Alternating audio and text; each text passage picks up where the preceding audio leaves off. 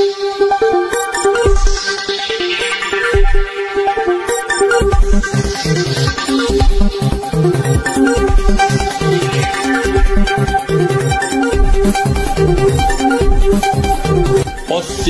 Madhesh news.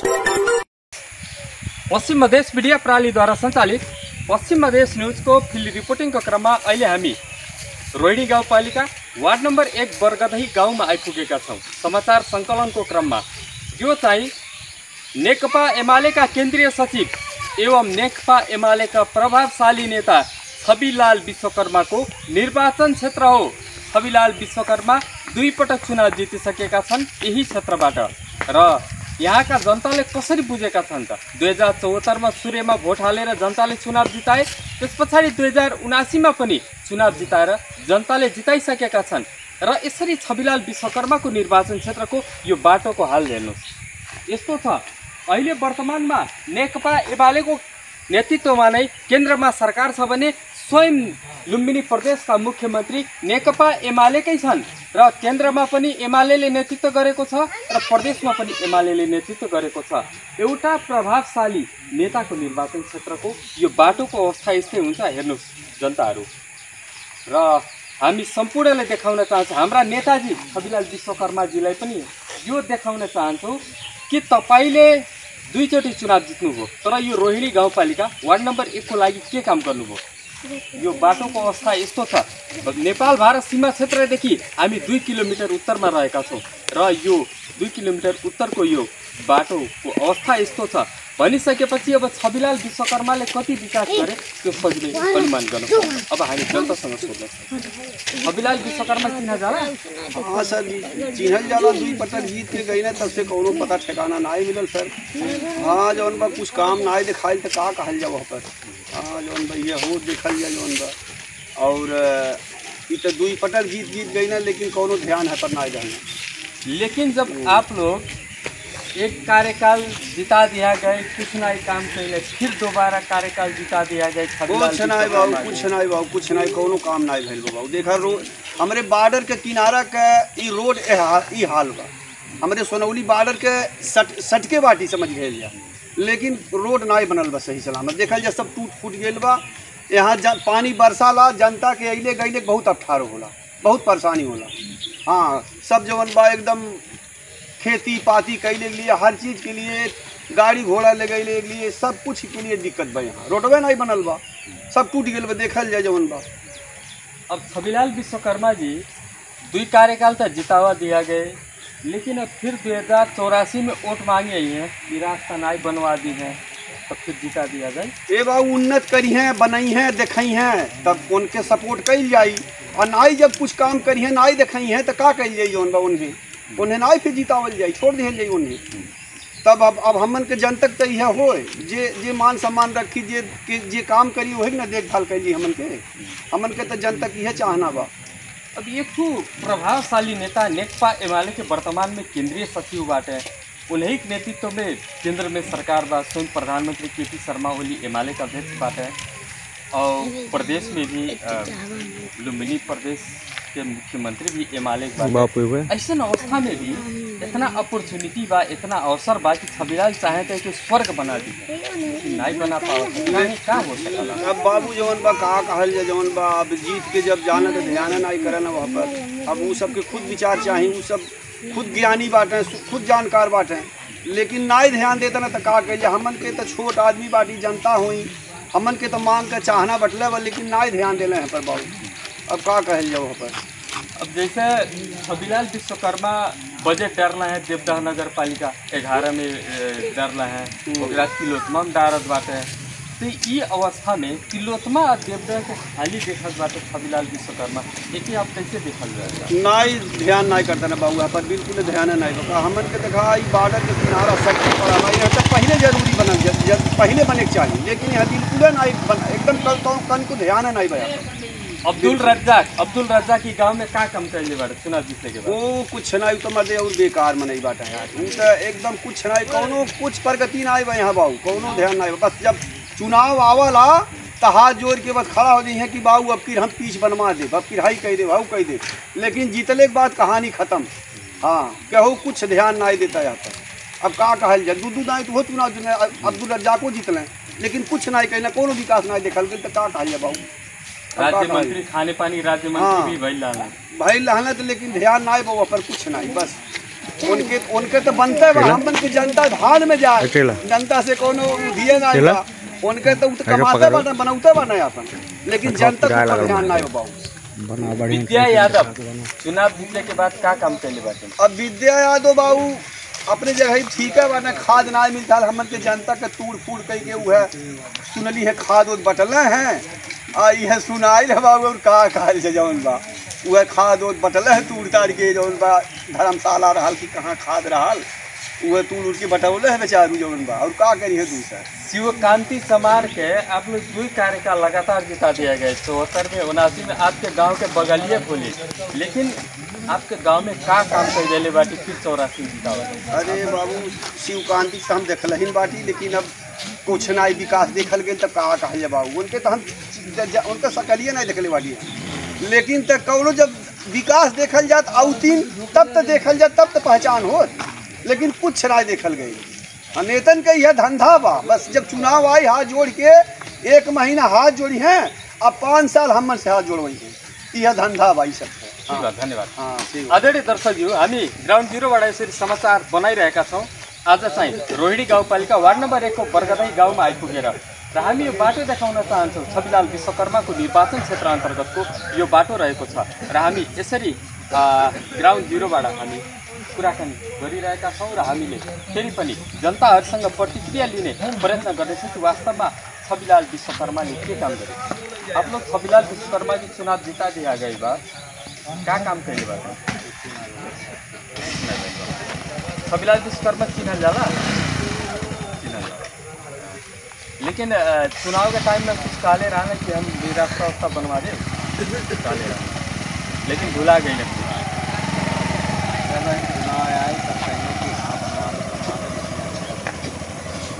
Abdul Razzaq का काम कैले बाटे? कुछ नहीं खेले बाटे, सीधा बोल रहा है। मतलब अब्दुल रज्जाक भी 2070 साल में इनसे चुनाव जीतल रहा, खाने पानी राज्य मंत्री बन रहा, फिर प्रदेश के सांसद बाटे, विधायक बाटे, लेकिन कुछ नहीं करा। अब क्या कही जाए, फिर अब्दुल रज्जाक के 84 जिता दिया जाए? तो ऊपर बात हुई अगर कह दिए कि हाँ बन जाए या फिर बनवा दिए तो ऊपर से जीते हैं ना, अगर जीती हुई ना बनवाई है तो ना। जैसे ये रोड बना दी है तब जीता हुआ जाए, ना बनवाई है तब दूसरे जीता हुआ ना, यह बात होगा। शिवकांति समार आपके इस गांव के बगलिए में बोली सिमर पानी के 2 कार्यकाल आप लोग जीता हुआ दिया गई बात, क्या काम कैले बाटे? सब भुला गए बाटे, जो कुछ नहीं करा। शिवकांति में कुछ नहीं काम करे, कुछ नहीं हो, बेकार है सब वोट पा जाता रहा, जीत जाता रहा, सब जनता तो भुला गया। अब एक मतलब शिवकांति के भी 84 में जीते का आस नहीं ना ही खत्म बगा, सब खत्म बा। अब की कहाँ करते हो बड़ा से नहीं बा कमाई नहीं करता तो फायदा का आवत ना बोले वाली जगह। अब विद्या यादव का काम कैले बाटे? वो भुलाइए गए बाटे, भुला गई बाटे, उन्हों के अंतिम में चला था एकदम 84 में नहीं आशा नहीं आशा खत्म। कहा जाए पहले के सनोज यादव ठीक रहना कि अच्छी के विजय यादव काम हम कैले विकास से? सनोज बाबू ठीक रहना, सनोज बाबू ठीक रहना, इनसे कुछ ठीक रहना। अरे बहुत बढ़िया, बहुत चंदा फंदा कौनो चीज के लिए जा। आदरणीय दर्शकहरू, हामी यसरी समाचार बनाइरहेका छौँ ग्राउन्ड जीरोबाट, यसरी हामीले यहाँ जनताहरूसँग प्रतिक्रिया लिने कुछ बोल देता है नेता हाम्रा जनताले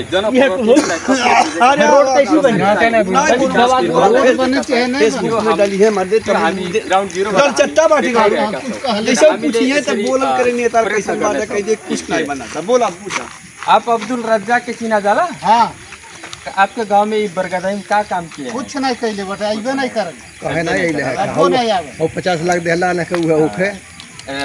मतलब एकर मतलब कि आप लोग चुनाव जीता दिए गए, आप लोग के साथ धोखा भाई ये हो? धोखे भाई बकुल मिया चोर बाटे आई जौन बा खादिया वाला खादिया नहीं कुल देना कहे ना बरगदही में हुए नहीं बा।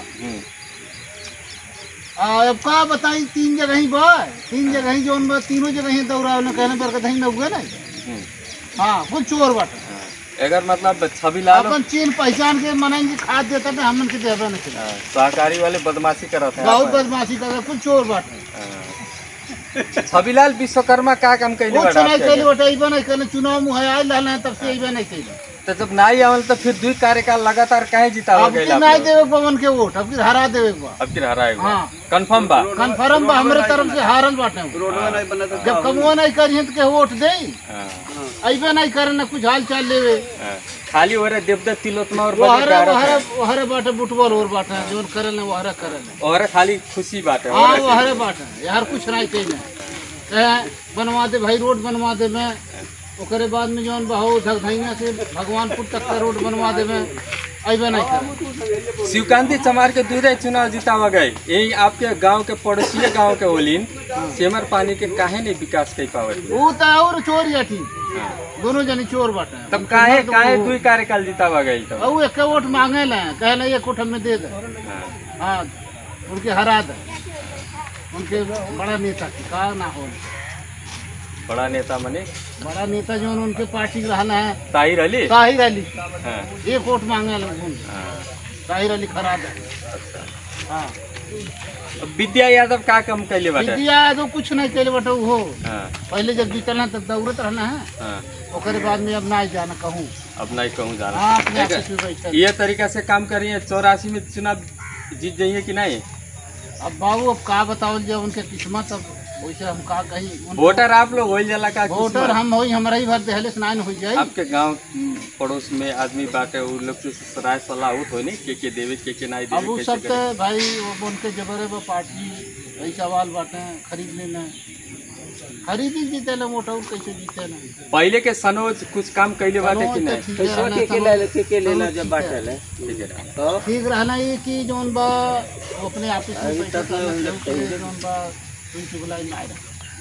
ठीक है धन्यवाद आदरणीय दर्शकज्यू हामी ग्राउन्ड जिरोबाट आज चाहिँ रोहिणी गाउँपालिका वार्ड नम्बर 1 को बरगदै गाउँमा आइपुगेका छौँ र हामीले चाहिँ यो विकास निर्माण प्रक्रिया देखाउन चाहन्छौँ। यो अब्दुल रज्जाक र छविलाल विश्वकर्माले गरेको विकास हामी देखाउन चाहन्छौँ ग्राउन्ड जिरोबाट। यति राम्रो विकास गरिदिनु भएको छ यो चाहिँ सरर बाइक दौडाउँछन् मान्छेले यस्तो कि यहाँ चाहिँ जो स्वर्गको बाटो जस्तो बनाइदिएछन् उहाँहरूले। यस्तै विकास गर्ने हो भने त झन् ठुलै धेरै भोटले जित्ने भयो 84 को चुनावमा नै दाइ ढेर वोट से जीतिए ना। छविलाल विश्वकर्मा छोट छोट काम करे थोड़ी काहे रोड का काम नहीं के बाटे कुल जगह एक कदई हो जाए कुल जगह के एक कदई हो जाए बतावा जवन ई कहला है पहले में जवन ई कहला है कि विद्या कुछ नहीं कहले काहे नहीं कहले नजर उठा का रोहिणी गांव पालिका 1 में कौन काम नहीं भेल बा जितना रोहिणी गांव पालिका में काम बतावा जाए। पहले नंबर देखा धर्मशाला देखा उतना बड़ा बनवा दे जवन की एकरे पहले हारा लाल सनोज रहना कुछ नहीं चल और विद्या देखा जितना बड़ा धर्मशाला बना वो देखा सामने वाला साथी ये बतावा जाए अगर जो छोटा बड़ा काम कुछ एक आदमी से नहीं हो छविलाल विश्वकर्मा के छविलाल तो यहाँ काम नहीं कैले जैसे जैसे देवता 11 के रेहरा से रामनगर के बना देना तैसे ही रोडवा बनवा देले तो वो हकीकत ये जान खाता हो वो जैसे तो नहीं करे तो उससे यार नजरिए नहीं चलेगा वोट नहीं पहले बता बिना यार वो यहाँ से नहीं पहले रोहिणी 1 से हमने काउंटिंग वैल्यू गिना ले यहाँ से बहुत कम वोट पहले बना जहाँ तू नहीं चाहत उसमें चाहिए नहीं तो जनप्रतिनिधि का सबके होला सबके लेकिन जहाँ कमा करवा नहीं जहाँ तो आके उठवा दे तब तू हमारा सुनवा चाहे माना चाहे न माना अगर जो हमारे कुछ गलतो काम रही तब वो अपन कहबा हमारा उतला भाई के नहीं कुछ तो सरथा बढ़ता के मिला दे जैसा लेकिन जब वो काम नहीं कैले बाटे तो उन्हें उठवा ऐसे नहीं पहले तो क्या करेंगे जनता के मन जीते परल वोट लेवे के लिए जीतल ना कुल जगह सबके नहीं जैसे जनता के मन जीते करती तो वह विकास निर्माण करे परल जनता के मन जीते करते विकास निर्माण भइले के बाद जनता तब न वोट दे कि 2 कार्यकाल जीतला ओके बाद वो विकास कैले तो बा जहाँ जहाँ पर पहले बा वहाँ कैले बा अगर कदे कह दे कि 5 साल में कुल कह दे 5 साल में कह नहीं केंद्र में एमएलए के सरकार बा, केंद्र में एमएलए के सरकार, प्रदेश में एमएलए के सरकार बा, एक ठू प्रभावशाली नेता के निर्वाचन क्षेत्र ऐसे होला। हम कहा तरी पेड़वा बड़ा जरिए जब नहीं मजबूत रहे पेड़वा ऊपर जाके रुके तो लखी नहीं यार मुख्य बात भोजपुरी समझ जा। सुना बताए जब जरिए नहीं मजबूत बा, जब ऐसे जीता तरापा ओके एमएलए तो ये करना करी हो अपने अपन जहाँ से ज्यादा पोल बड़ा जहाँ तो बाहो करत न करे करत न एकर मतलब जनप्रतिनिधि काल खाली अपन वोटर के निर्वाचन क्षेत्र के लिए अपन अपन सब देखा ल धन्यवाद। उहाँको भनाइ अनुसार जनप्रतिनिधि भनेको कुनै खास निश्चित जुन ठाउँमा उसको भोटर छ त्यो ठाउँमा मात्र विकास गर्ने हो, त्यही नै भनाइ बुझिन्छ। तर हामीले बुझेको भनेको जनप्रतिनिधि भनेको हरेक ठाउँको हरेक जनतालाई आफ्नो मान्छे ठान्नुपर्छ भन्ने हाम्रो मिडियाको बुझाइरहेको छ। किनभने चुनावको बेलामा हरेक व्यक्ति आफूले चाहिँ विकासको लागि प्रयत्न गर्छ र विकास गर्छु भनेर चुनाव लड्छ, तर जनप्रतिनिधि भइसके पछाडि हरेक जनताको मनको विचारको भावनालाई बुझ्नुपर्छ भन्ने हाम्रो मिडियाको भनाइ छ। र कुनै एउटा निश्चित ठाउँ र आफ्ना पार्टीका झोले कार्यकर्ताको विकासले मात्र त्यो समृद्धिको विकासतर्फ उन्मुख हुँदैन। त्यो विकास भनेको एउटा चाहिँ आफ्नो झोले पार्टी कार्यकर्ताको विकास गर्नु छ र ठानिन्छ। हामी फेरि पनि कुराकानी गर्छौँ। रोड लम्बा समय से नहीं थी बना था का यसरी समाचार आज सङ्कलन गरिरहेका छौँ यो बरगदै गाउँमा। र हामीले चाहिँ एउटा केन्द्रीय सचिव एउटा प्रभावशाली नेताको निर्वाचन क्षेत्रको विकास गरेको बारेमा जो चाहिँ मन्त्री भइसकेका छन्, जसले चाहिँ एउटा चाहिँ अहिले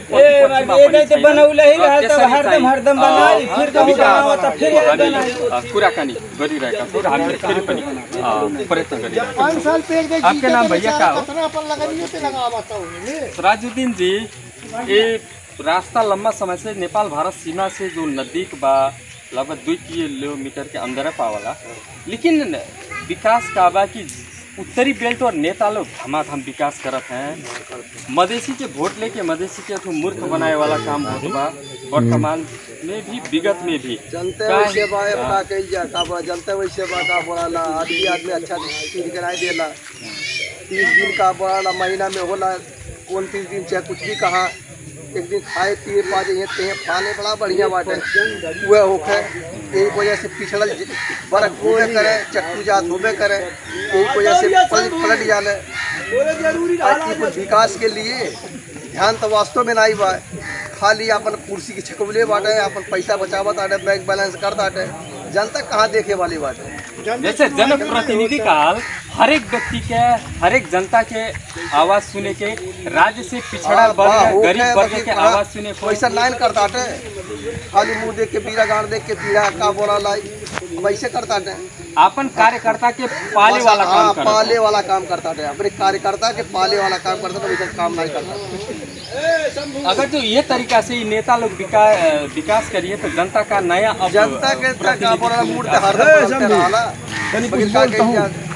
ऐसे होके का बोला पलाई वाला काम करे है का बोला एक का बोला किया चिरा के का बोला देख लिए जनता को अरे कार्रवाई हो जाए फटाफट प्रतियोगी सब दे और ये विकास करने वाला जड़िया यार पहले 50 साल मुंह बच्चे बचवाई माते गरीब गजब में नहीं गया बोलो बोलो हे असंभव है मजाक नहीं वास्ते नहीं 3 साल हो गया तो बोले कहीं कोनो फायदा नहीं कहा तो वो है बच्चिया अरे सीमा क्षेत्र के जो नदियां बा उस क्षेत्र के जनता हरदम दारू मांस कपड़ा में खरीदे बस वह खरीद ले बस दारू मासू में वही खरीदे वाले होके बिकाऊ होके अब बिक जाले। अब 5 साल के लिए बिटोले रही हैं, फिर वह खर्चा कर दिए का बोला फिर जीत गई है। बस ये होके जनता की यह होके भावना। जैसे जौन तरीका से उत्तरी बेल्ट तिलोत्तमा देवधा में ये नेता लोग यहाँ के जनता से वोट मांग के और खाली विकास करते हैं तरफी रूप में, अगर तो सीमा क्षेत्र की जौन पिछड़ल क्षेत्र बा ओके विकास अगर जो करता है तो सुन में सुगंध हो। अब विदेशी के भी दृष्टिकोण में नेपाल भारत सीमा के जो नदी के भूमि बा वो विकसित बा करके संदेश बा कुल का बोला सुंदरीकरण बनावे कर दिन बहुत प्रयास कैले बकिर के व्यवस्था नहीं कैली से यहाँ कहीं गढ़ई पोखरी सुंदरीकरण करावल जाए रोड बनावल जाए का बोला कहीं कुछ नहीं कहीं के लाई लाई में पार के जनता के मन जीत के का बोला वोट लेके चल जाना है, ओकरे बाद कहीं कुछ नहीं। अब देखल जा का बोला धीरे धीरे 3 साल बीत गई, क्यों झाके नहीं आये लोग। शिवकांति चमार के आप लोग दो अरे कार्यकाल जिता दिया गए, मेयर होकर मतलब जहाँ पर करे कायदा वाला जो कैले बाटिन कुछ तो जरूर कैले बाड़ी अपन जा भाई यहाँ नहीं कैले बाड़ी तो कहूँ तो वड़वम करती गाड़ी स्कूल में कैले कहा नहीं कैले स्कूल में लगाने लगैले कैले कैले वो अपने हिसाब से करते बा, मेयर बा अपने हिसाब से वो करते बा थोड़ा बहुत। मगर हाई कुल बजट केंद्रीय बजट होके विधायक की बजट होके ई कुल कम से कम उस सबके देखे के चाहिए, आवे के चाहिए, देखे के चाहिए कि का होता। ये हमारे पड़ोसी मुल्क का बोला बॉर्डर के एरिया में बाटी देखल जाता कैसे बा। 5 पर्यटक कहाँ के आवता ना देखा था ना कहना बिगड़े को जगह छा यहाँ किए जाने गंदगी है ये था। तो ये कुछ जब सुंदरीकरण हो बढ़िया हो तो का बोला और प्रभाव पड़ा। अब देखा जाए इधर का बोला फैक्ट्री लगा धल है, प्रदूषण इतना होता, प्रदूषण से हमारे का बोला इतना प्रयास कर क्यों फैक्ट्री लगवावा था, क्यों फैक्ट्री बैठावा था, क्यों सूखा बंदरगाह बनवावा था। तो क्या करवा ऐसे होके एक लाई के पार के जनता के मन जीत के का बोला चल जाता है। अब्दुल रज्जाक कुछ काम कैले बाटे कैले तो करे के पहले जब चुनाव आए थे कहे कि अगर हमके जितावा तो का बोला हम कुछ करबे, कुछ कैले के मतलब वह जीतले के बाद वह 50 लाख के बजट दिलाने है। वो मदरसा से का बोला बेनीपुर का बोला जो का बोला गढ़ही तक का बोला वो नाला बनल रहा है। ओकरे बाद उतना वही खप हो गई। ओकरे बाद घनश्याम भूषाल मतलब जीतल तो नहीं लड़े तो लड़ल रहा है, बल्कि पार्टी में रही का बस सहयोग करिए 40 लाख की कितना दिला रखे तो वह थोड़ा पीछ करा दिला रखे। और जीतल नेता तो साले नहीं तो एकदम चोर। हाँ जीत के चल जाता है वो चुनाव वाला लाई में का बोला किया पिया के ले लिए। ठीक है, धन्यवाद आप आदरणीय दर्शक जी। हामी ग्राउन्ड जिरोबाट यसरी चाहिँ आज बरगदै गाउँमा जो चाहिँ रोहिणी गाउँपालिका वार्ड नम्बर 1 को रहेको छ र त्यहाँ हामीले समाचार सङ्कलन गऱ्यौँ र आजको लागि हाम्रो फिल्ड रिपोर्टिङ यही अन्त्य हुन्छ। सम्पूर्ण युनिटसँगै म भोला बानीले आज्ञा दिनुहोस्, नमस्ते।